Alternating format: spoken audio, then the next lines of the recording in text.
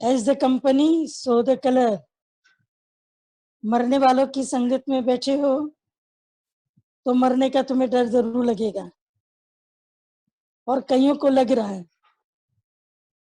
पर एक बात हम तुम्हें बता दें कि जो लोग ज्यादा मौत से डरते हैं और जो लोग ज्यादा मौत को बुलाते हैं, मौत उन दोनों के पास ही नहीं जाती।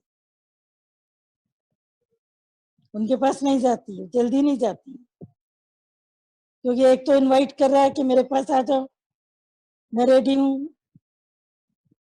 मेरे को लेके जाओ, उसके पास भी नहीं जाती है। जो मरने से डर रहा है, मौत ना आ जाए, मौत ना आ जाए, तो मौत उसके पास भी नहीं जाती है। जो पहले ही मरा पड़ा उसको क्या मारूं, ये तो बेचारा पहले ही मरा पड़ा है। तो मृत्यु ज्ञानी चाहे अज्ञानी किसी की भी नहीं होती है। इसको अच्छे से भगवत गीता को समझेंगे तो बहुत अच्छा रहेगा। कल भी रात में किसी ने बहुत अच्छी बात बोली, बोला लॉकडाउन के पीरियड में मैंने भगवत गीता का बहुत अध्ययन किया और जितनी टीकाएं हो सकती थी सबकी टीकाएं, सबके इंटरप्रिटेशंस पढ़े, पर गीता भगवान जैसी भगवत गीता किसी की भी नहीं मिली। So simple, in short. और ये फील हुआ कि भगवत गीता को पढ़ने से सत्संग भी पूरा अंदर जा रहा है। कई लोगों ने बोला कि लॉकडाउन में सत्संग भीतर गया है, तो क्या पहले सत्संग भीतर नहीं जा रहा था? जा रहा था, पर संग फिर माया का ज्यादा था। तो श्रवण तो सत्संग का था, पर मनन माया का था। और अभी भी दादाजी ने कितनी देर इस बात के लिए बोला कि तुम जानते हो कि पैसा तेरे साथ नहीं चलेगा, धन तुम्हारे साथ नहीं जाएगा, फिर भी तुम धन के पीछे पीछे पीछे पीछे भाग रहे हो। और धन मनुष्य को निधन तक पहुंचाता है। निधन तो तुम्हें मालूम ही है, उसका मीनिंग बताने की जरूरत नहीं।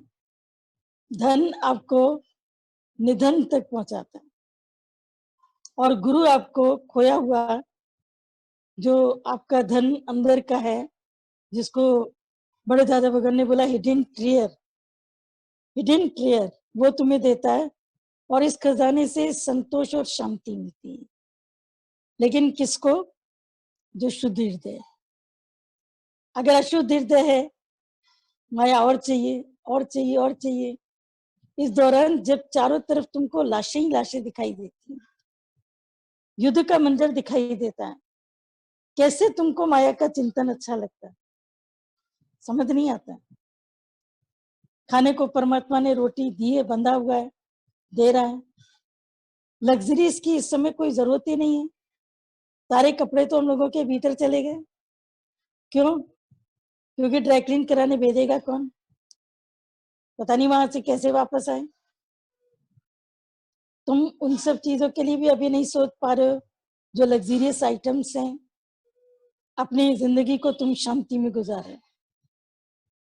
फिर क्या कारण है कि अभी भी धन की तुम्हें जरूरत ज्यादा महसूस हो रही है? सबको उसकी प्रारब्ध पर चलने दो। प्रारब्ध बनी पड़ी है। अपने शरीर की सेफ्टी करो, जितना अपने को सेफ रखोगे उतना अच्छा। लेकिन सेफ्टी का मतलब ये नहीं कि घर में बैठ के खाली मनन माया का करते रहें और निध्यासन नारी का करते रहें, बैठ करके उल्टी सीधी वीडियोस लिखते रहें, उल्टे सीधे बैठ करके कमेंट्स भेजते रहें, तो उससे जिंदगी नहीं बनेगी। इसलिए अपनी जिंदगी को बनाना है तो पूरी तरीके से संग, भगवान कृष्ण ने बोला कि हे अर्जुन तू असंगी हो जा। तो क्या असंगी होने का मतलब था कि अर्जुन पांडवों का साथ छोड़ दे, कुंती को छोड़ दे, पांचाली को छोड़ दे? ऐसा नहीं था। असंग माने संग रहित, शरीर के संग से ऊपर। क्योंकि जो शरीर है इसका संग मनुष्य को पकड़ता है, और इसका संग करके हम मायावी ख्यालों के बीच में प्रवृत्त होती है। इंद्रियां अग्नि की तरह होती हैं, इसको अच्छे से समझना। इंद्रियां अग्नि की तरह होती हैं। अगर इसमें जलती हुई अग्नि कहीं पर आग जल रही है, अगर वहां पर तुम ट्रक के टायर डाल दो, इतनी स्मेल आएगी, इतनी स्मेल आएगी, खड़े नहीं हो पाओगे। लेकिन उन्हीं अग्नि के अंदर अगर तुम चंदन की लकड़ी डाल दो, खुशबू आएगी। डेड बॉडी के साथ में चंदन की लकड़ी क्यों डालते हैं? ताकि जितने इर्द गिर्द के लोग हैं, बदबू के मारे, वायरस के मारे कहीं भागने खड़े हों। थोड़ी चंदन की लकड़ियां कि तुमने कुछ पुण्य किया होगा, हम उस पुण्य को भी दान के रूप में चंदन की लकड़ियां दे रहे हैं। प्रियता होती है, गए हुए व्यक्ति से प्रियता भी होती है।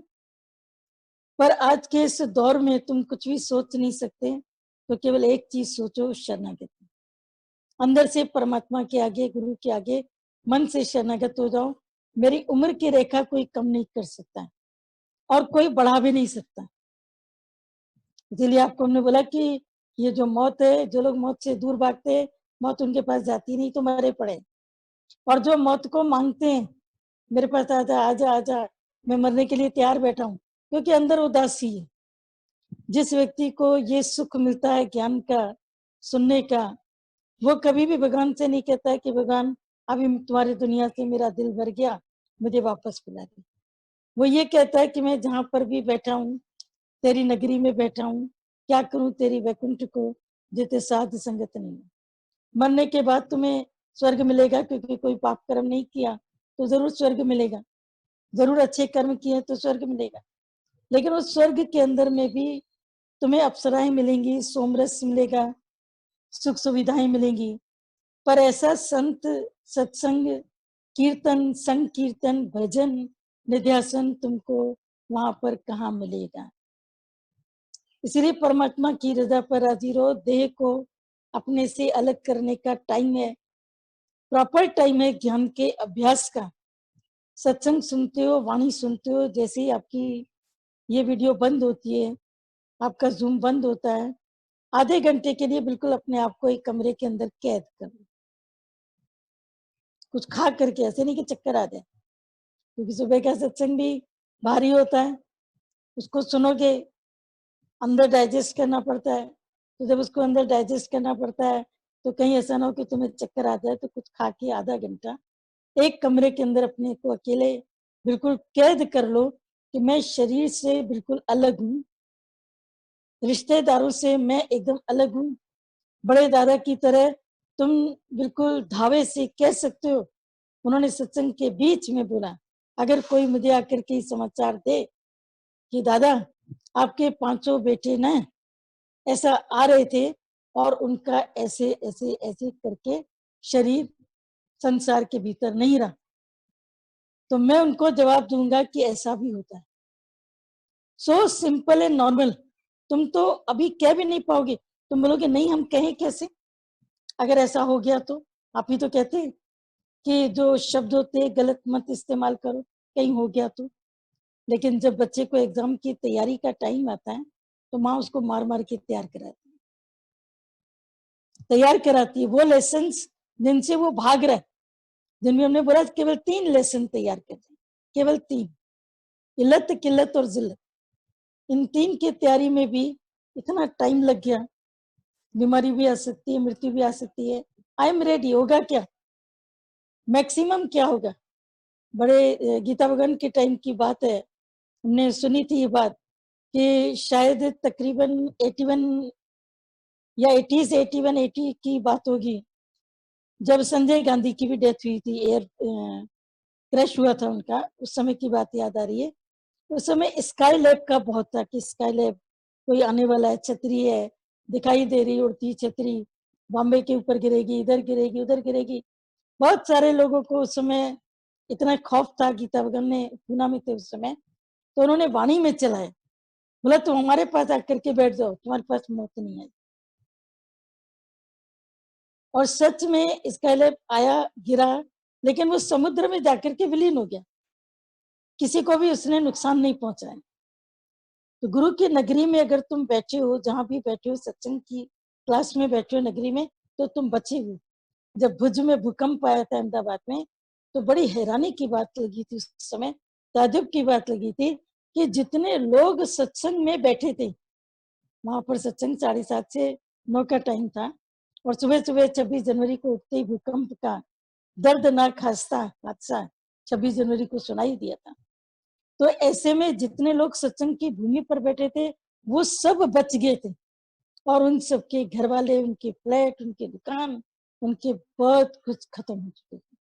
तो जीवन के अंदर तुम्हें इतनी सारी बातें सुनाई देती हैं, दिखाई देती हैं। कभी याद करो एक मिसाल कि जब राजा परीक्षित को तक्षक नाग ने काटा है, तक्षक सर्प ने, क्योंकि शंगी ऋषि का श्राप मिला कि मेरे पिता का तुमने अपमान किया। क्योंकि राजा परीक्षित वैसे तो अभिमन्यु के पुत्र हैं, भगवान कृष्ण की कुल परंपरा है। कुल परंपरा अर्जुन के पुत्र, अभिमन्यु के पुत्र यानी सुभद्रा के हो गए, उत्तरा के सुभद्रा के पोते हो गए, भगवान कृष्ण का रिश्ता हो गया गहरा रिश्ता। राजा परीक्षित को जैसे ही उन्होंने मुकुट पहना था, तब ने सुना है कि उसी मुकुट में काल आकर बैठ गया था, कलयुग आके बैठ गया था। क्योंकि कहा कि भगवान कृष्ण के शरीर के साथ ही उनके जो शरीर की आयु थी 125 वर्ष की थी, उनके शरीर के साथ ही कलयुग का आगमन हो गया। तो कलयुग से पूछा था कि तुम कहाँ रहोगे, तो उसने बताया कि स्वर्ण में, सोने में, कंचन के अंदर मैं बसूंगा। कलयुग माने कंचन के अंदर मैं बसूंगा। 3 जगह उसने बताई। तो उसमें राजा परीक्षित ने जो मुकुट पहना था, उसमें सोना मड़ा हुआ था। जिस वक्त उसको प्यास लगी, तो शंगी ऋषि के आश्रम के पास से गुजरा और बोला कि मुझे पानी चाहिए, पानी चाहिए, प्यास लगी है। लेकिन ऋषि के आंखें नहीं थी और वो अपने ध्यान में मस्त थे। उन्होंने कोई उत्तर नहीं दिया कि राजा आया, वजीर आया, कौन आया, तो उन्होंने उसका उत्तर नहीं दिया। उस वक्त राजा परीक्षित के अंदर में जो कलयुग जब कलह अंदर आती है, तो उसकी ये निशानी होती है कि मनुष्य में क्रोध अनावश्यक रूप से डेवलप हो जाता है। उसकी उतनी जरूरत नहीं होती। कभी कभी इतने क्रोध में काम चल सकता है, इतने शब्द में काम चल सकता है, लेकिन मनुष्य इतनी बड़बड़ बड़बड़ बड़बड़, क्योंकि वो जो कलह का युग है वो उसके अंदर प्रवेश कर चुका है। उस समय उसकी जितने भी अच्छाइयां थी, कलयुग के अंदर में चक्रव्यूह की तरफ फंस गई, और उसने एक मरा हुआ सांप डंडी से उठाया और उठा करके ऋषि के गले में डाल दिया। तो जब उनके पुत्र सिंह ऋषि के आए, उन्होंने देखा कि ऐसा ऐसा हो गया है, तो शिष्यों से पता किया, साधकों से, कि ये अपराध किसने किया। राजा परीक्षित ने। राजा परीक्षित ने। उनके मुंह से उसी समय श्राप निकला, 7 दिन के अंदर तक्षक आएगा। नाग, तक्षक एक नाग का नाम है, जो सभी सांपों का, नागों का मुखिया है, और सबसे भयंकर जहरीला सांप है। जहरीला नाग है। सांप भी छोटी जात है, नाग सबसे बड़ी जात है। तक्षक नाग आएगा, तुम्हें काटेगा, तुम्हारी मृत्यु होगी। यहाँ तक की बात सबको पता है।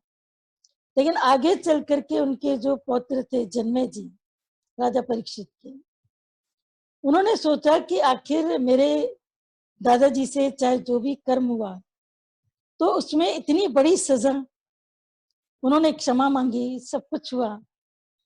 और शंगी ऋषि ने भी उनसे कहा, लोमेश से, बेटे से, कि अपना श्राप तुम वापस लो। लेकिन उसने अपना श्राप वापस लिया ये कह के कि यही श्राप तुमको मुक्ति भी देगा। तो राजा परीक्षित प्रसन्न हो गए। उनको मोक्ष के लिए जो 7 दिन मिले, उस बीच में उन्होंने सुखदेव मुनि से ज्ञान सुना। ये सबको पता भी है, नहीं पता होगी तो फिर चर्चा चली। आज की जो मेन बात है कि जब उसको राजा जन्मे जी ने ये बात उनको ही पता चली, राजा जन्मे जी को, तो जन्मे जी ने एकदम से भीतर में संकल्प किया कि मैं नाग यज्ञ करूंगा, और जितने संसार के नाग हैं पाताल के, वो अपने आप ही उस अग्नि में आकर के अपने को खत्म करेंगे। मैं नहीं पकड़ूंगा, न मैं कर्ता बन करके किसी को मारूंगा। नाग यज्ञ के नाम से उसने यज्ञ प्रारंभ किया। और नाग यज्ञ जैसे ही शुरू किया, वैसे ही पहले तो छोटे छोटे सांप केचुए ये वो आकर के उस यज्ञ की जो अग्नि थी उसमें अपने को स्वाहा करते रहे। और तक्षक नाग जो सभी नागों का राजा था, उसे जब पता लगा तो मेरी मेरी गलती की सजा, मेरी गलती की सजा इन सबको क्यों मिल रही है, और मैंने भी क्या गलती करी, श्राप मिला तो सब कुछ हुआ, मैंने क्या गलती करी। आखिरकार तक्षक नाग को कुछ समझ नहीं आया, उसे इतना समझ में आया कि किसी देवी देवता की शरण ली। उसने तुरंत जाकर के इंद्र देवता की शरण ली और इंद्र देवता ने उससे पूछा तक्षक से कि तुम्हारी क्या दिक्कत है। ऋषि जन्मे जी ने ऐसे यज्ञ किया, यज्ञ सांप यज्ञ नाग यज्ञ, तो उसमें हम सब जो जाति से तो उसमें जलते जा रहे हैं, मैं आपकी शरण में, क्योंकि तक्षक को पता था कि मैं जीवित रहूंगा तो मैं औरों को भी जीवित रख सकूंगा, नाग जाति जीवित रहेगी, और यदि मैं मर गया तो कोई भी जीवित नहीं बचेगा। तो इंद्र ने उसको अपने पास में स्थान दिया, बोला ठीक है मैं तुम्हें अपने पास स्थान देता हूँ, और तुम एक काम करो कि मेरे सिंहासन के चारों तरफ तुम लिपट जाओ। इंद्र सिंहासन तो सबने सुना है। अब जब ये नाग यज्ञ चल रहा है तो तक्षक को आहुति के लिए बुलाया जा रहा है। अब बुलाया जा रहा है तो यज्ञों में इतनी ताकत होती थी उस समय में, करने वाले भी तपस्वी इतने महान होते थे, कराने वाले भी, विधि पूर्वक सब काम होता था, पूरा विधि विधान के समेत घंटों नहीं महीनों यज्ञ चलते थे, महीनों। उन महीनों के बीच में भंडारे चलते थे, गुरु दक्षिणाएं होती थी। ये वही करा सकते थे जिनके पास में कोष हो, भरपूर पैसा, भरपूर धन, भरपूरता हो पूरी तरीके से।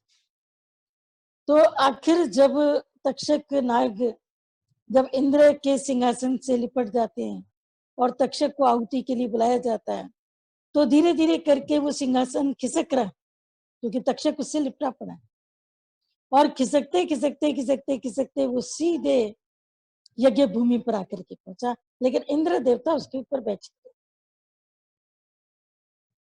तो ऋषि जन्मे जी ने बोला कि महाराज, इंद्र देवता को प्रणाम किया, आप अपने आसन से नीचे उतरें और तक्षक नाग को आजाद करें ताकि मेरा यज्ञ सफल हो। इंद्र ने कहा कि शरण आय को तो मैं वापस नहीं करता, ये मेरी शरण में आया, मैं अपने शरण आय को वापस नहीं कर सकता।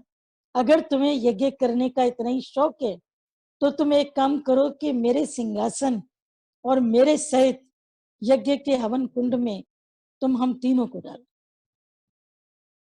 जन्मे जी ने हाथ जोड़ दिए, बोला कि मैं ये पाप कर्म तो मैं नहीं कर सकता कि किसी देवी देवता को मैं यज्ञ के हवन कुंड में डाल सकूं, तो आखिर मैं क्या करूं। बोला तुम एक काम करो कि तक्षक को क्षमा करो, क्षमा क्षमा क्षमा। उसको आखिर क्षमा किया, क्षमा दी। तो मतलब बात क्या है कि इस समय जो तुम इतनी भय की स्थिति में बैठे हो, गुरु के चरण संग लिपट रहना। गुरु के संग अगर तुम चरणों के साथ में, वचनों के साथ में लिपटे रहोगे तो मौत आएगी तो फिर जाएगी, आएगी फेरा लगा के चली जाएगी तेरे पास से, और मौत की बात कभी करो भी। कल हमने किसी को बोला, एक का फोन आया, बहुत डर लगता है।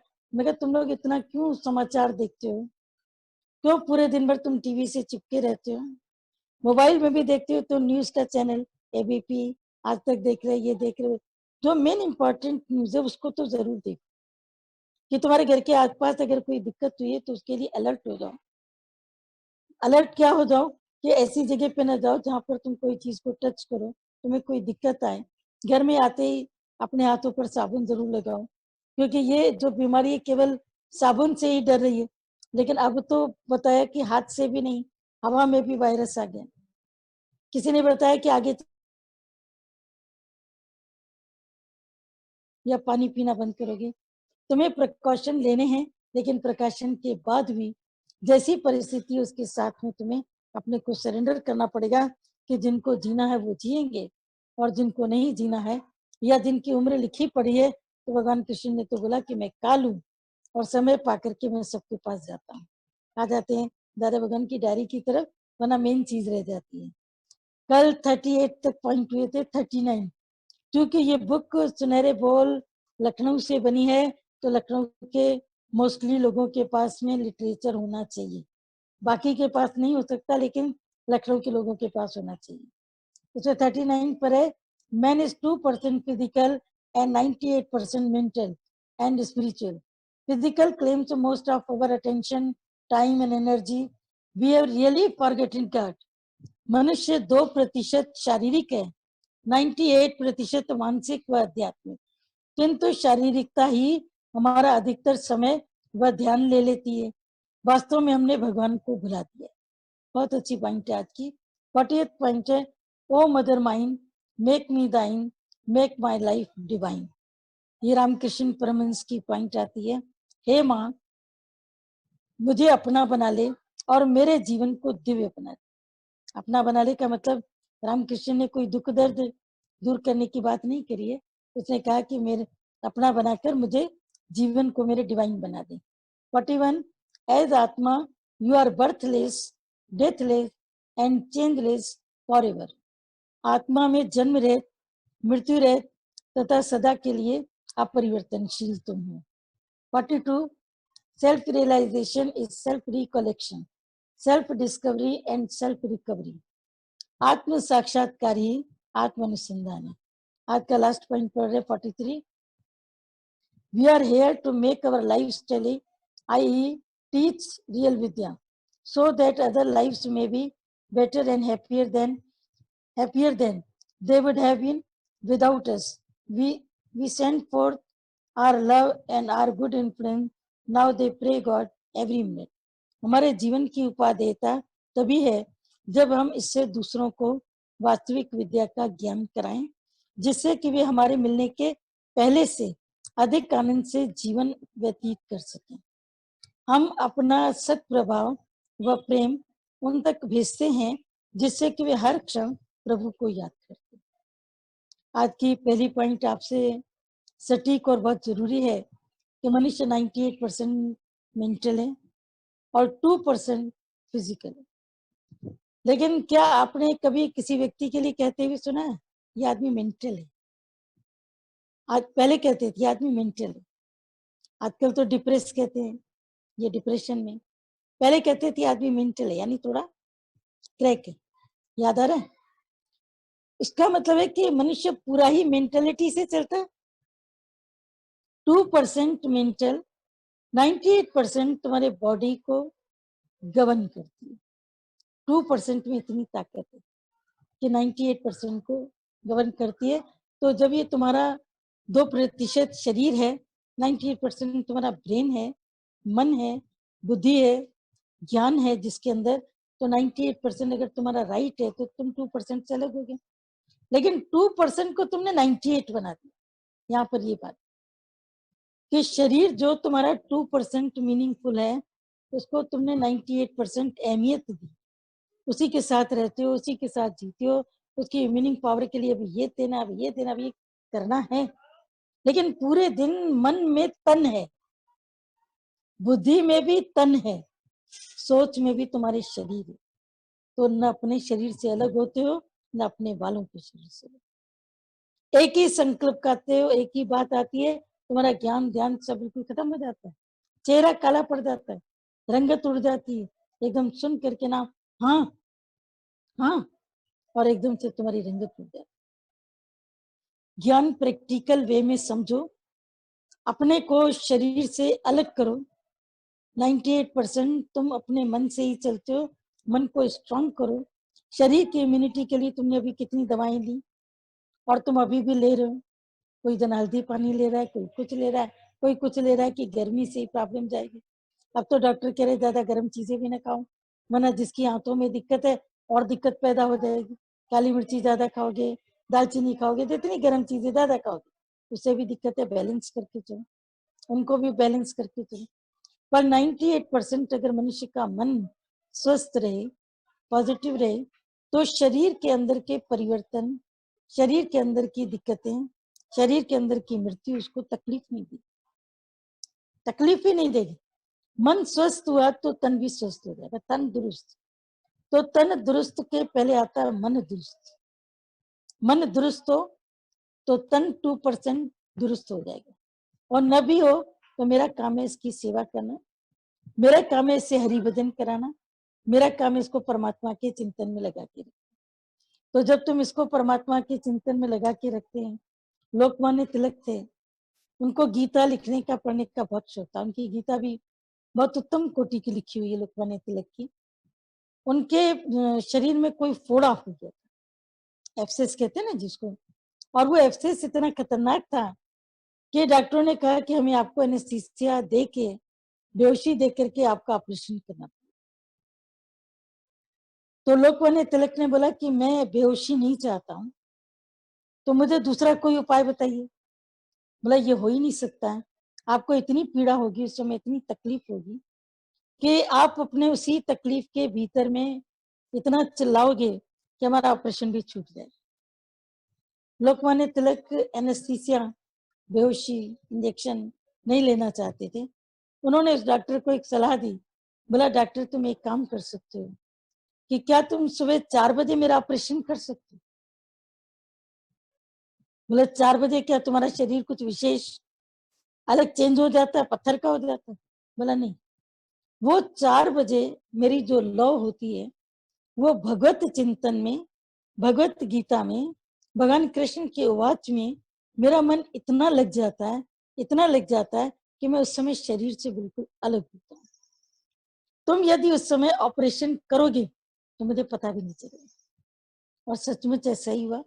डॉक्टर्स को भी अपना एक्सपेरिमेंट करना था कि ये व्यक्ति भगवत गीता को इतनी इंपॉर्टेंस दे रहा है, तो हम देखें कि क्या मनुष्य अपने शरीर से अलग भी हो सकता है। और सचमुच में उन्होंने यही किया। उस समय भगवत चिंतन का उनका वक्त था, डॉक्टर ने उसका ऑपरेशन किया, और वो इतने बेसुध थे उसमें भगवत चिंतन में, श्री कृष्ण की बातें अपने अंदर में रिकलेक्ट कर रहे थे कि कौन से अध्याय में क्या चला, फिर इसका ये मतलब है, फिर इसमें ये लिखना है, फिर इसमें ये मतलब अपना उनका जो चित्त था ये भगवत गीता की तरफ। और डॉक्टरों का ऑपरेशन कंप्लीट हो गया। इतनी देर में उनका मेडिटेशन का, भगवत चिंतन का वक्त भी पूरा हुआ। डॉक्टर मान गए कि मनुष्य का मन अगर तन से अलग हो जाए तो तन की तकलीफ उसको नहीं लगेगी, और लगेगी तो कम लगेगी। शरीर की तकलीफ का असर शरीर पे तो आएगा भी। अगर तुम्हारा शरीर कमजोर है तो फेस से तुम दिखाई दोगे ना। अगर रात की नींद पूरी नहीं होती है तो चेहरे से पता लगता है ना। तो क्या किसी के चेहरे से पता ही नहीं लगेगा? ऐसा नहीं है, क्योंकि चेहरा शरीर का हिस्सा, उसी का हिस्सा है। तो शरीर की चीज शरीर बता रहा है, लेकिन उसकी जो अंदर का भाव है वो बिल्कुल आत्म स्थिति में स्थित है। वो स्थिति अपनी ढूंढो। जब तुम छोटे बच्चे थे, संसार में आए, तब कोई भी तुमको तकलीफ नहीं लग रही थी, तुम्हें पता ही नहीं था जन्म क्या है, मृत्यु क्या है, उठना क्या है, बैठना क्या है, कौन सी बीमारी, कौन सा क्या। तुम बिल्कुल खुशी खुशी अपने जीवन में चले, बिल्कुल बी लाइक ए चाइल्ड, वापस वहीं पर आ जाओ। तो तक्षक नाग की तरह केवल गुरु के शरण में आ जाओ, लाई का कोट अंदर तू रह जाए। जो दादाजी ने बोला कि टेऊराम की जो माँ थी उसने अपने बच्चे को ज्ञान दिया कि एक कोट अंदर रहता है, एक किले के अंदर तुम रहो। 4 बातें उसको बताई। जो पहली बात यही थी, एक किले के अंदर तुम जैसे ही सत्संग की अग्नि से बाहर निकलोगे, पूरी माया तुमको घसीट लेगी, पक्का घसीट लेगी। गुरु के साथ में रहो, अंदर गुरु को बिठा के चलो, हर जगह गुरु को स्थापित करके जानो। जहाँ पर गुरु होता है वहां पर कुछ नहीं, केवल गुरु को केवल अपना तुम मानो। पीछे भी किसी ने अपना घर का बताया था कि उसके घर में कोई आग लगी किसी भी चीज से, बोला आगे चलते चलते चलते आगे पहुंच गई, आगे तक पहुंच गई, लेकिन ग्रंथ साहब जहां पर रखा था वहां पर आग आकर के रुक गई। ये क्या चीज है, क्या चीज है? हमने खुद अपने एक प्रेमी क्या देखा था, उसकी फ्रिज बिल्कुल जल गई, लेकिन स्टेपलाइजर के पास में जो फ्रिज के ऊपर स्टेपलाइजर था वहीं पर ही दादाजी की फोटो रखी थी, बड़े दादा भगवान की। बोला वहां पर आकर के आग रुक गई, वो बाकी चीजों को, फ्रिज तो जल गई लेकिन वो बाकी चीजों को लपेट नहीं पाई, दादा भगवान की फोटो एज इट इज वैसी। आज भी अखंड ज्योति सिंध की, सिंधु नदी में मौजूद है, आज भी मौजूद है।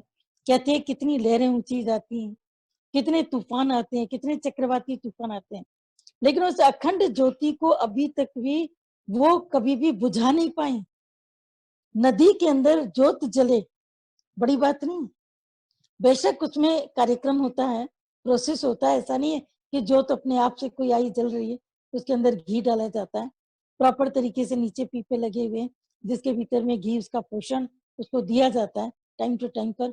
लेकिन जो इतना जल का समूह आता है, वो उसको बुझा भी सकता है, उसको दरवाजे को तोड़ भी सकता है, लेकिन फिर भी कोई भी वहां पर नदी के तट तक, वहां मंदिर के किनारे तक, सीढ़ियों तक पानी जाता है, लेकिन सीढ़ियों के अंदर ज्योत तक कभी पानी नहीं जा पाया। क्यों? उज्जैन महाकाल, कई बार तुमने कई कई बातें सुनी है, हमें बताने की जरूरत नहीं। देवी देवताओं में, अवतारों में, गुरुओं में, ब्रह्म ज्ञानियों में इतनी शक्ति होती है, इतनी उनके अंदर में पावर होती है, क्योंकि उन्होंने अपनी शक्ति का दुरुपयोग नहीं किया। दुनिया के कामों में, दुनिया की बातों में, दुनिया के चिंतन में, पैसा जमा करने में, पैसे के बारे में सोचने में उन्होंने अपनी लाइफ को वेस्ट नहीं किया। उन्होंने अपनी लाइफ को इन्वेस्ट किया, अपने को बनाने में, फिर अपने से औरों को बनाने में पूरा अपने जीवन को लगाया। आगे 41 में बोला कि आत्मा, ये 48 में, माँ मुझे अपना बना ले, मेरे जीवन को दिव्य बना दे। ये रामकृष्ण परमहंस माँ को सदैव प्रार्थना करते थे कि तू मुझे अपना बना ले, अपना बना ले। लेकिन अपना बनाने के बाद कार्य क्या कर? दुनिया की चीजें नहीं, मेरे जीवन में डिविनिटी को भर। हाँ, दोनों हाथ जोड़ मांगू एक दाना। कौन सी दाना मांगता है?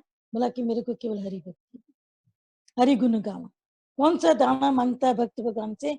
एक ही चीज मांगता है प्रसादी में, मेरे को भगवान एक ही चीज दो प्रसादी में, कि मैं तुम्हारा चिंतन, तुम्हारा भजन, तुम्हारा सिमरन मैं कभी तुमसे नहीं भूलूं। और जब भी बैठूं तो या प्रिय जी पचर, या प्रिय जो प्रसाद, या तो मैं भगवान को देखूं, या मैं भगवान की महिमा का वर्णन करूं। मैं इधर उधर बैठ के खाली नहीं बैठू। दादा भगवान ने 14 साल गुरु का ज्ञान सुनने के बाद में जब मौन करी, मौन का मतलब ये नहीं कि किसी से बात नहीं करते। कपड़े की दुकान खोली तो क्या जो ग्राहक आता होगा उसको कपड़ा नहीं दिखाएंगे, दाम नहीं बताएंगे, सब करते थे। लेकिन इतना कम बोलते थे जितने कम बोलने में उनका काम चले। और फिर ज्ञान की उससे बातचीत करते थे। उन्होंने वहीं से ज्ञान का शुरुआत उन्होंने वहीं से ही कर दी थी। तो अपने व्यवहार पर परमार्थ का लगाना ये आपके हाथ में। लेकिन आप परमार्थ में भी व्यवहार लेके आते, ये मुश्किल काम है। कि जहां पर संतों की बातें चल रही हैं, वाणी चल रही है, ज्ञान चल रहा है, वहां मायावी बातें क्यों कर रहे हो? वहां पर माया की कलेक्शन में, सिलेक्शन में तुम क्यों बिजी हो? उसमें भी माया का रंग तुमने चढ़ा दिया। फिर धन दौलत जमा करना, ये करना, वो करना। अभी जिनके पास में बड़ी बड़ी हवेलियां खड़ी हैं, वो भुतवा मकान देख रहे हैं, बोलते आगे क्या होगा, कौन रहेगा, इधर खाली पड़ा है, देखने नहीं जा पा रहे, किसी ने ऑक्यूपाई तो नहीं कर दिया, एंटी एलिमेंट्स भू माफिया तो नहीं चले गए, ये तो नहीं हो गया। बहुत सारी चीजें, बहुत सारी बातें। इन सब बातों में सिर्फ अपने को तुम संभालो और समझाओ, प्रभु सब तेरा है, मेरे को एक चीज का दान दे दो कि मैं तेरा गुणगान करता हूँ। आत्म साक्षात्कारी, आत्मानुसंधान है, आत्मा जन्म रहित, मृत्यु रहित तथा सदा के लिए परिवर्तनशील है। लास्ट पॉइंट बहुत काम थी। हमारे जीवन की उपादेयता तभी है जब हम दूसरों को वास्तविक विद्या का ज्ञान कराएं, जिससे कि वे हमारे मिलने के पहले से अधिक आनंद से जीवन बिता सके।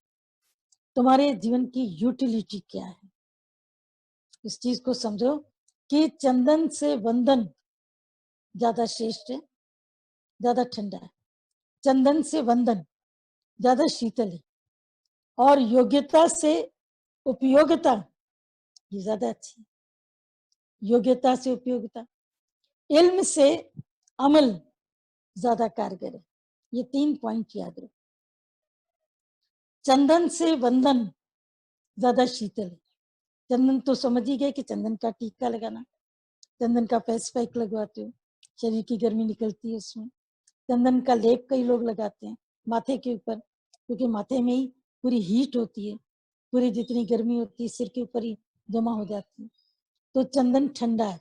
लेकिन चंदन से ज्यादा वंदन, वंदन माने झुकना, नम्रता का भाव रखना। वो जो नम्रता का भाव है, ये चंदन से ज्यादा तुमको शीतलता दे। नम्रता के भाव में इतनी ताकत है कि तुम जब भी नम्रता करते हो तो तुम्हारी नम्रता कई लोगों के क्रोध पर अपनी विजय प्राप्त कर सकती है। महात्मा गांधी ने बिना शस्त्र के, केवल शास्त्रों के द्वारा पूरे इतने बड़े युद्ध पर अंग्रेजों की सेना पर जीत पाई। तो क्या कितनों ने अपनी जीवन नहीं दी, फांसी पर नहीं लटके, लेकिन फिर भी आप ये जानो कि अहिंसा के तरीके से सत्याग्रह करके, नमक सत्याग्रह करके, व्रत रख के, क्योंकि लोगों की भीड़ उनके पीछे थी, दीवाने रहते थे। अगर गांधी ने व्रत कर दिया और उसको कुछ हो गया तो दुनिया तो ब्रिटिश साम्राज्य को ही नहीं छोड़ेगी, उड़ा देगी, भारत के लोग उसको उड़ा देंगे। तो वो इस चीज से डरते थे। अहिंसक तरीके से उन्होंने हम सबको आजाद कराया, यानी बंधन, नम्रता। जब द्रौपदी पंचाली भीष्म पितामह के पास जाती है, वरदान लेके आती है, सबने देखा होगा महाभारत में, रात्रि काल में जाती है, पूरा हो पाया कि नहीं हो पाया नहीं पता महाभारत में, पर ये पूरा भजन आता है कि कैसे खुद तो बाहर खड़े रहे और भीतर भेजा पंचाली को। कृष्ण भगवान बाहर खड़े हैं और पंचाली को भीतर भेजा। भीष्म पितामह के चरणों में सिर रखा। सुबह सवेरे 4 बजे भीष्म पितामह समय अपने ध्यान में बैठे थे, तो ध्यान में बैठे थे तो उनका केवल इतना ही उनको समझ में आया ध्यान में कि कोई सधवा नारी मेरे पास आई है और मेरे चरण छू करके आशीर्वाद मांग रही है। उन्होंने उसको आशीर्वचन दिया, बोला कि सदा सुहागन रहो, पुत्रवती भव, तुम्हारे पुत्र होते रहे, तुम्हारे पुत्र हो, तुम सदैव सुहागन होकर के रहो। तब पंचाली की आवाज आती है, बोला बाबा तूने ये क्या कर डाला, तुमने तो कल प्रतिज्ञा करी है कि या तो तुम जाओगे या अर्जुन को तुम मारोगे सूर्यास्त के पहले। आज जो होने वाली युद्ध, उसे प्रतिज्ञा आपने कल ली थी और आप अभी कह रहे हो कि सदा सुहागन रहो, तो मेरे 5 पतियों में अगर एक भी जाएगा तो मैं तो विधवा हो जाऊंगी। ये सुनते ही एकदम से बाबा को होश आ गया। जब होश आया तो कहते हैं कि ये कौन, पंचाली, क्योंकि यहाँ तक घूंघट पड़ा हुआ। और पंचाली ने बोला कि हाँ बाबा मैं हूं। लेकिन अब एक तरफ प्रतिज्ञा, एक तरफ आशीर्वाद, दोनों में युद्ध है, दोनों में बड़ी दिक्कत है। प्रतिज्ञा भी पूरी करनी है क्योंकि बार बार जो दुर्योधन है वो भीष्म पितामह को ताने दे रहा है। हम तो देखते हैं कि लोग जिसका थोड़ा भी कुछ खाते हैं ना, उसके ताने कितने सुनने पड़ते हैं, बड़े ताने सुनने पड़ते हैं, दुनिया नहीं छोड़ती। भीष्म पितामह ने उनका भोजन किया था, उनके साथ रहे थे, उसी के उनको ताने, उम्र भर दुर्योधन उनसे उम्र में कितना छोटा, इल्जाम लगा रहा है आप तो अर्जुन के हैं, आप तो पांडवों के हैं, आप युद्ध कर ही नहीं सकते, आप युद्ध करेंगे ही नहीं, आपको हट जाना चाहिए, बहुत सारी बातें हुई। तभी भीष्म पितामह भी प्रतिज्ञा लेते हैं, सूर्यास्त के पहले मैं अर्जुन को मारूंगा या मैं शस्त्र छोड़ करके देह त्याग दूंगा। तो बाबा आपने क्या कर डाला। और भीष्म पितामह अजय थे, अजय थे, इच्छा मृत्यु का वरदान भी था, अजय थे, उनको कोई मार नहीं सकता, बहुत मुश्किल थी। अब पंचाली को जो ये वरदान दिया है तो एकदम से बाबा की आंख खुल जाती है। बोला कि पंचाली तुम यहाँ आई कैसे हो, तुम्हें कौन लेके आया। अंदर ही अंदर उनका मन चला, बोला कि जरूर उसको कृष्ण भगवान साथ मिलाए। और विश्व पितामह तो तुम्हें पता है कि भगवान कृष्ण का इतना आदर करते थे, सम्मान करते थे, उनको समझते थे, उनको मानते थे और उनकी बातें सुनने के लिए सदैव आतुर रहते थे। कि युद्ध भूमि में भी जब भगवत गीता चल रही है तो भीष्म पितामह स्वयं कहते हैं, ए वायु थोड़ी देर के लिए रुक जाओ और मेरे पास में जो कृष्ण अर्जुन संवाद चल रहा है, मेरे पास उन शब्दों को आने दो। क्योंकि वायु को चलने की वजह से वो संवाद उन तक नहीं पहुंच रहे थे, यानी इतना तो उनका भाव श्री कृष्ण में, उनके वचनों में था। तो एकदम द्रौपदी को बोल दिया, पहले बता कहाँ छुपा है तुझे दर पे लाने। तो बाहर निकल करके जब देखते हैं तो ड्योढ़ी का दृश्य निराला था, बिल्कुल निराला दृश्य था। कृष्ण भगवान थे हंसने में और भीष्म पितामह रोने में। भीष्म पितामह जार जार रोए जा रहे हैं, रोए जा रहे हैं, रोए जा रहे हैं, क्योंकि भगवान कृष्ण को देख करके आश्चर्यचकित रह गए। क्योंकि जब पंचाली भीतर जा रही थी तो पंचाली के पांव में पादुकाएं थी। तो भगवान कृष्ण ने पंचाली को रोका, इशारा करके कि रुक जाओ, और इशारा किया कि ये जो अपनी पांव की पादुकाएं है ना, ये मेरे को दे दो, क्योंकि इनकी आवाज से भी उनका ध्यान भंग हो सकता है। और जब वो आंख खोलेंगे तो आशीर्वाद नहीं देंगे, बंद आंखों से आशीर्वाद जो मिल जाएगा वो आशीर्वाद हो। तो उन्होंने जो उनके पांव की पादुकाएं थी द्रौपदी की, वो भगवान कृष्ण ने अपनी पीताम्बरी में लपेटी हुई थी और वो दिखाई दे रही थी कि पांव की पादुकाएं द्रौपदी की भगवान कृष्ण की पीताम्बरी में। तभी भीष्म पितामह इतनी जोर से उनको रोना आता है, भगवान अपने भक्तों के लिए तुम उनकी पादुकाएं भी अपनी झोली में तुम बांध लेते, अर्जुन को बचाने के लिए तुमने क्या नहीं किया।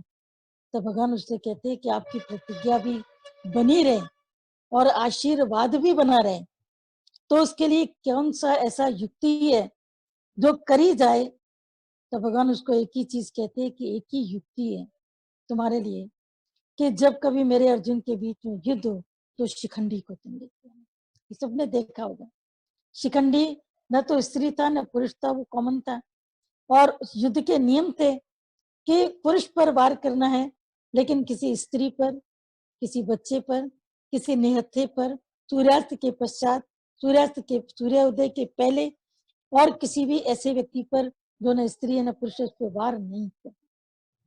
बहुत नियम थे, पूरी महाभारत नियमों के बीच में चली, बिल्कुल उसके बीच में थी नियमों के। तो जब ये वरदान उसको मिल भी गया और वापस आने लगे तो पंचाली भगवान कृष्ण को कहती है कि भगवान आपकी युक्ति से मुझे इतना अच्छा वरदान मिल गया, अब मेरे कम से कम 5 पति जीवित रहेंगे तो मैं निश्चिंत हूँ। ये तो अभिमन्यु की मृत्यु बाद में होती है।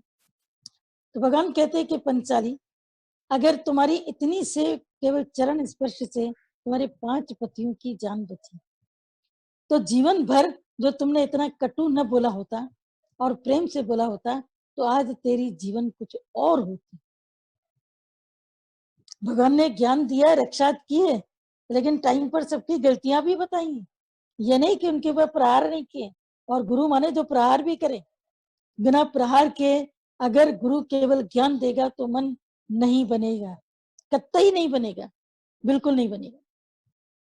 तो प्रहार भी किया उसके ऊपर कि द्रौपदी तुमने अपने जीवन के अंदर कितनी कटुताएं रखी, दुर्योधन तुमसे बड़े थे, रिश्ते में भी बड़े थे, लेकिन तुमने उसको देख के कटु वचन बोले, अंधे की औलाद अंधी है।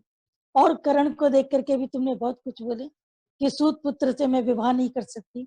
तुमने सबके भीतर की आग को भड़काया, उनका अपमान किया, उस अपमान की वजह जो परिणाम है आज ये महाभारत। तो यानी कि वंदन, उसको वंदन की महिमा बताई कि झुकना, प्रणाम करना, प्रेम से बोलना, ये जीवन के लिए कितना जरूरी, टाइम पर बताया। पर अब वक्त निकल चुका था, पंचाली क्या कर सकती, तो दुर्योधन से माफी नहीं मांग सकती है। लेकिन आप ये देखो जो स्त्रियों की भी डोमेस्टिक हिंसा वगैरह चल रही है, इतनी चीजें चल रही, स्त्रियां इतना बड़बोलापन रखती हैं, कभी कभी इतना गलत बोलती हैं, किसी के लिए कमेंट करना, बिना वजह बात करना, पति को परेशान करना, सास ससुर को करना, घर वालों को, तो इन सब की वजह से घरों में टेंशन करते हैं। तो तुम पाठ पूजा करके आओ, घर में किसी को सताओ, फायदा क्या। तो चंदन से वंदन ज्यादा शीतल, और योग्यता से उपयोगिता, योग्यता माने एबिलिटी, और उपयोगिता का मतलब है कि यूटिलिटी, उपयोगिता।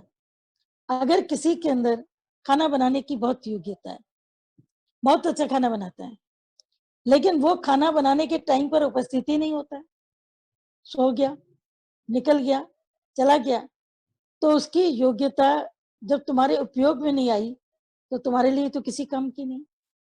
और इसी की जगह कोई और बहू बेटी है जिसको पूरी तरीके से किचन हैंडल करना नहीं आता, लेकिन आपके साथ रहती है, कम अच्छा बनाती है, मेहनत करके सीखती है, कोशिश करती है, तो आप देखना कि वो धीरे धीरे करके एबिलिटीज में आई।